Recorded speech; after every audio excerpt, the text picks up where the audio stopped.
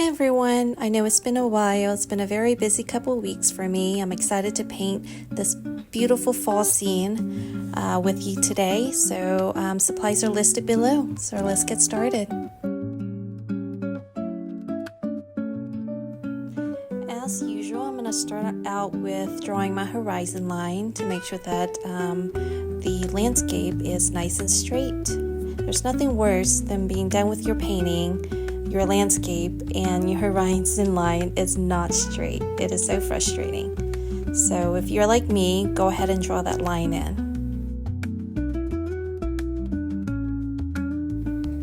We'll start with wetting the paper. I'm going to go ahead and wet the whole sheet of paper, the top and the bottom, above and below the horizon line.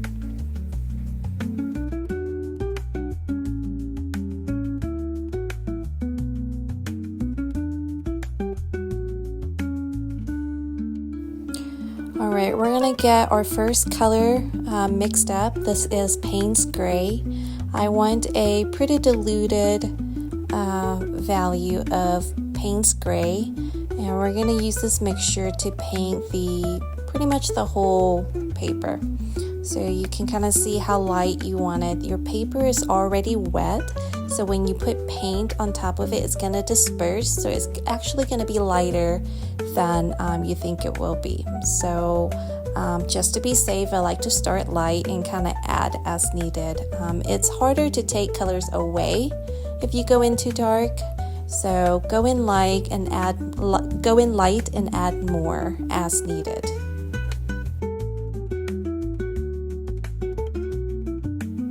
If you're wondering, I am using a watercolor block which is glued down on all four sides, so that's why my paper isn't buckling. But if you're not using a block, you might want to tape down your paper so that it doesn't buckle. I'm going to let this dry, and as you can see, there's barely any water there.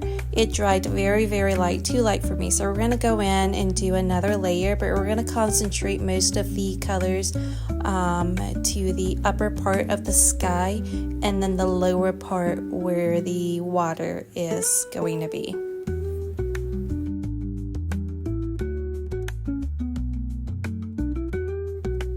Don't be too heavy-handed where the water is. We're going to be layering on top of this later on when we put in our shadows and our waves.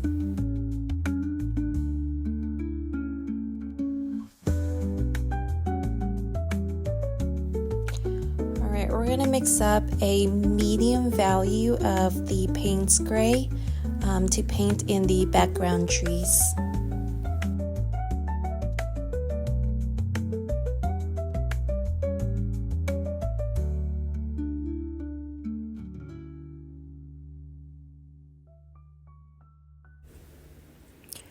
So the paper is pretty dry, and that's okay. You just wiggle your round brush along the above the horizon line, and we want this tree line to be taller than our fall colored trees. So keep it, a little bit above where you want the fall trees will be. I hope that makes sense. And because we want to be able to see it in the distance, so I wiggled in my Payne's Gray, and then I used a clean wet brush to blend it down. Again, remember to keep this layer pretty light. We want the fall trees that are gonna go on top, we want them to be able to pop. And I'm also using my flat foliage brush to kind of help me put in random marks so that it's more closer to how tree lines look in the distance, just kind of random with tiny little leaves and branches poking out.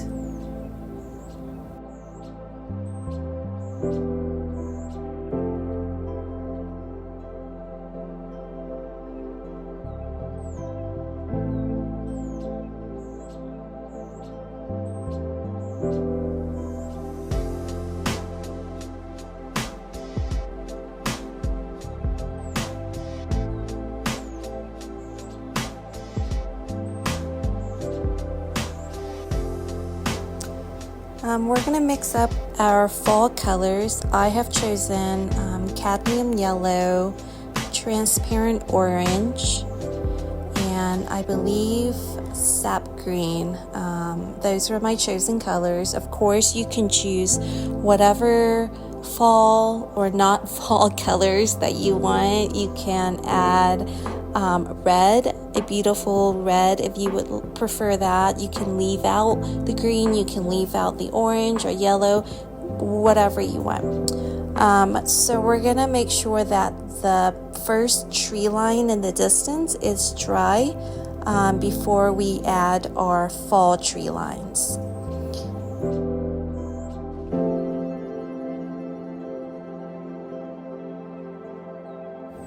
So to paint the fall trees, make sure you use the tip of your brush, the body of your brush, you turn it, you angle it, use your whole brush, move it around and at different angles. And what you would want to do is you drop in a color. Let's say you drop in a yellow, and then you clean your brush, you pick up some orange, and you drop in the orange into that yellow, and you just let it mix. Do not over mix your colors, it's gonna turn into brown. And if you pick up a second color and you want it to be more pure and vibrant, make sure you have a clean brush before you pick up your second color. This is very intuitive. You can put as little or as many of a particular color as you want, and just kind of have fun with this. Make sure that you leave a few white spots within your trees, meaning that you do not cover up the whole paper. Leave some white spots, particularly towards the bottom where your sort of imaginary trunks will be. You will see why later on, but just, don't cover everything up just yet.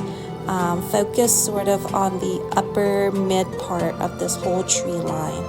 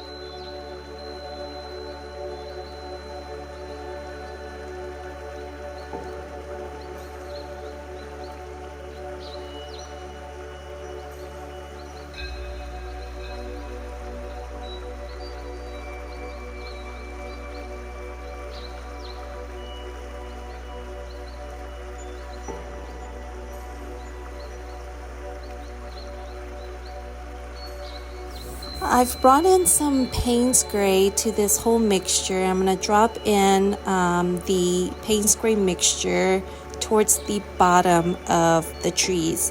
And this helps with creating shadow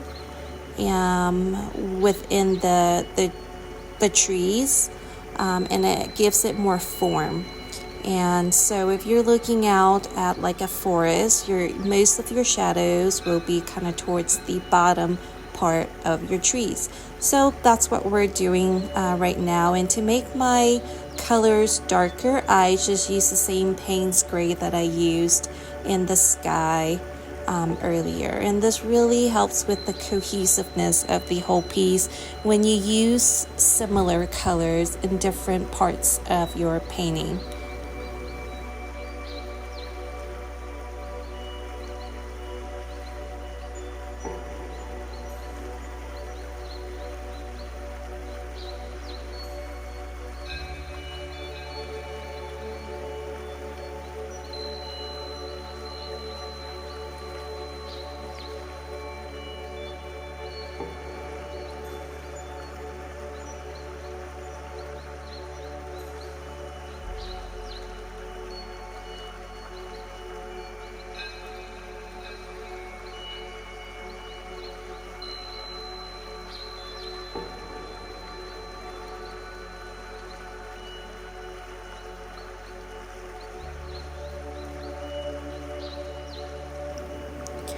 Alright, we're going to let the tree line dry. We're going to work on the water.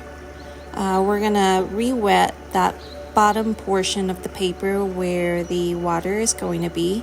Just make sure you are very careful not to touch that tree line or it will bleed into the water, and we don't want that. We're actually going to paint the reflection of the trees first, but I'm going to go ahead and get my Payne's gray ready. We're going to need this for the waves in the water.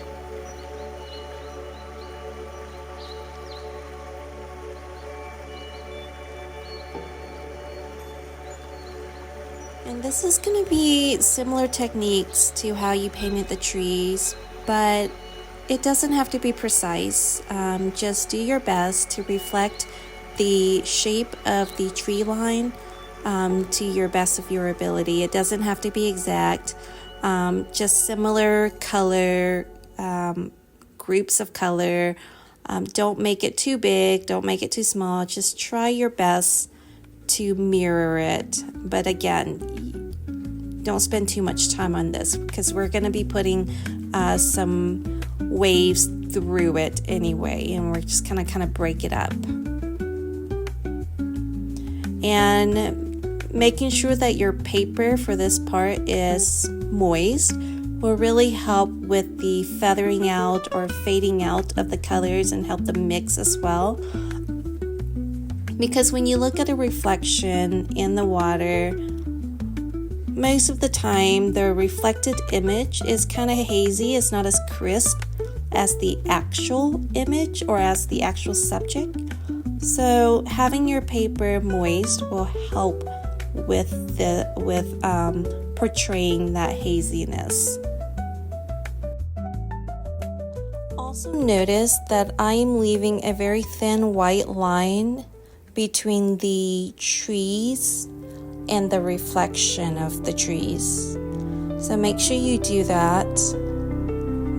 This would be it's best done with a small pointed round brush.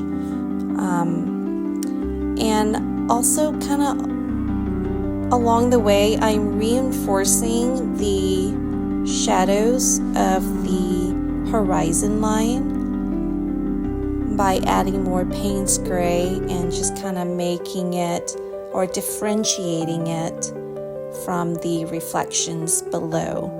So making the horizon line dark, leaving a thin white line between the trees and its reflection. Both of those two techniques will kind of help differentiate that these are trees and these are reflections. Now what I'm doing now is I'm using a clean, dry brush to lift up some colors. And this is my way of creating waves in the distance. You can only do this if your brush is clean and dry, but kind of moist, but mostly dry, and your colors are still wet. You can also try to lift up with a paper towel, just like that. But I like using my brush to kind of lift up the color. So you can kind of see some waves sitting on top of the water already just from that one technique. And then I'm going to go in and add some Payne's Gray, particularly to the part of the water closer to us, and loosely painting in shadows.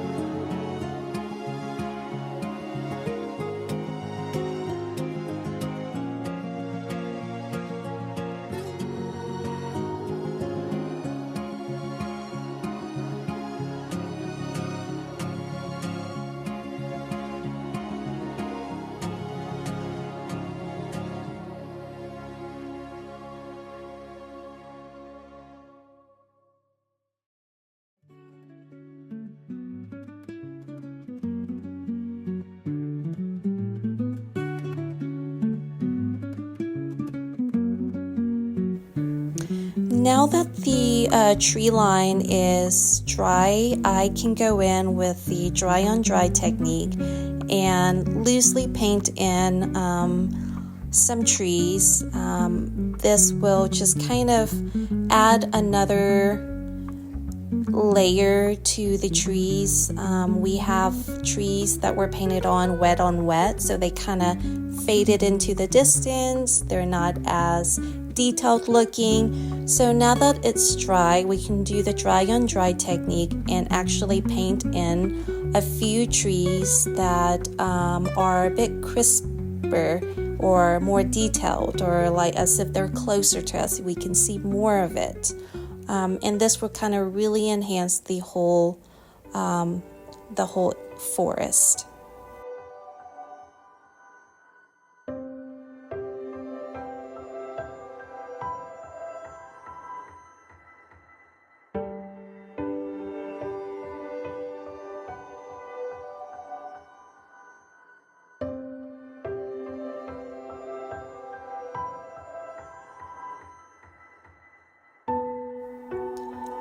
Now we're just really at the details stage, adding details such as the trunks sticking out in between the trees, on top, at the tip-top part of the tree. Later on, I'll add more darker colors at the bottom to reinforce the horizon line. And then just adding shadows to some of the waves if you would like to do that. So this is really a time to look at your painting to see what else you would like to add to it, what's missing, or you might just be done and you can step away.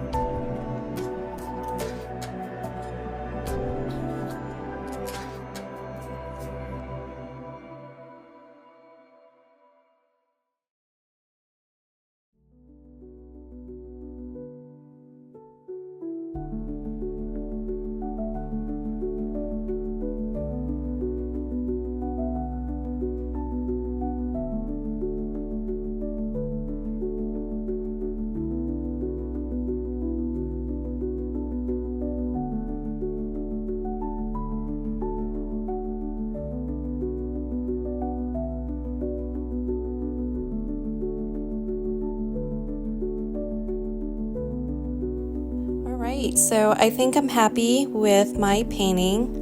I hope you guys enjoyed this and I hope you give it a try. Let me know if you do. I'd love to see it.